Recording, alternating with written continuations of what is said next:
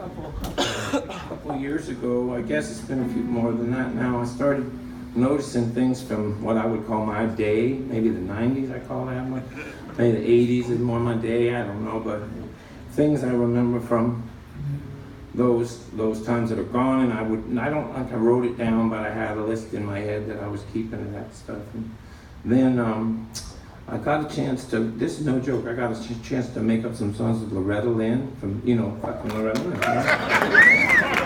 I live in Nashville, so stuff like that happens you just never know when, she called me up and asked me to come make up some songs with her. Somebody, her daughter told her about me or something, and we made up a bunch of songs, and one of them's on a record. It's called She's Got Everything It Takes to Take Everything You Got. And I helped her, I helped.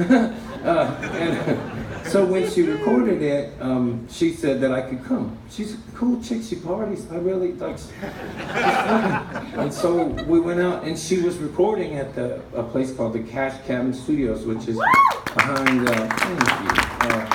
Johnny Cash's house. He built a little cabin that he would stay in. And then when he got sick, he moved a bunch of recording equipment in there, and he spent the last 2 years of his life just recording in that cabin. And the only other person to use it is her, right? So I got to go see this cabin and be there. And then that very night, I had this dream that I woke up there, and Johnny Cash was standing there. And I kept having it. I had it like 2 or 3 more times.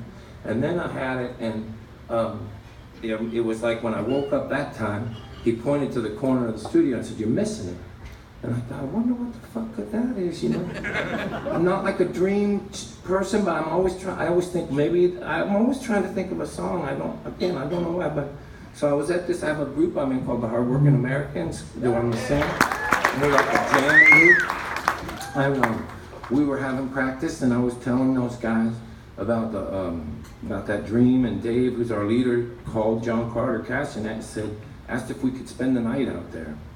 To maybe see if why, so we went out there, and we were sitting around kicking and sitting outside these really creepy woods around, and we were having a lot of fun. And then Dave, we had all this, they had like, how you see those packets of water where there's a bunch of, he pulled one out of there, and he came back in the room with it, and he put a sock on it, and it was like a tube sock, and he said, "See, this is the sock water, and drink with caution," and he set it on the table, and we all knew that meant he had put some LSD in there.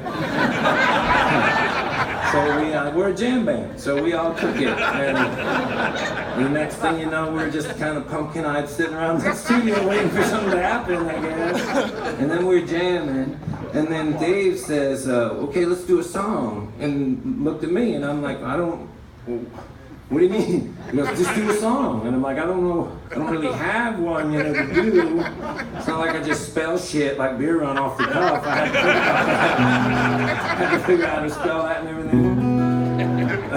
Took a day, but he said, "Go in the woods, so go out there." And I don't know why. I was like, "Okay." So he goes, "Go out there in the woods and get it, and we'll wait for you." And so I went out there, I'm 50 fucking years old, in the woods, high on drugs, looking for a song. Somewhere out there is a high school counselor that fucking failed. But I did it. I came back, and I had this, I got this idea for this, I got this chorus, and then all of a sudden that list I was telling you about earlier kind of came back, and by the time I got back, like an hour later, I came back. It's not the best song in the world, but it was in the woods.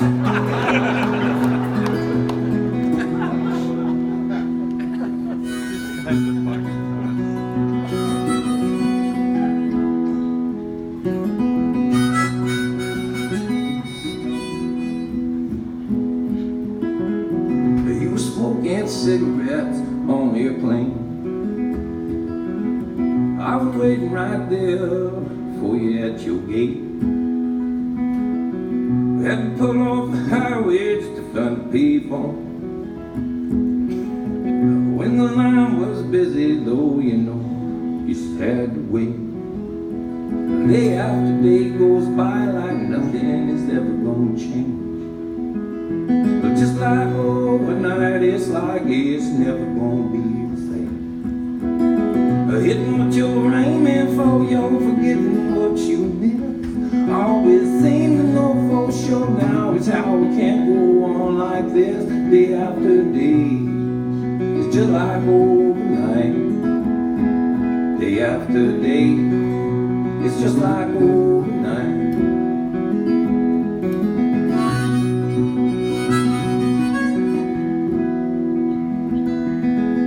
But we've been killing our time now here forever, since the way back before all this so-called reality. Hell, I remember when you used to have to walk all the way over just to turn the channel on that goddamn TV.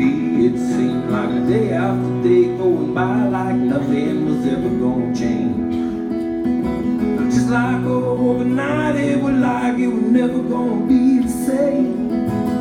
Hitting what you're aiming for, forgetting what you missed. All you seem to know for sure now is how you can't go on like this day after day. It's just like overnight, day after day. It's just like overnight.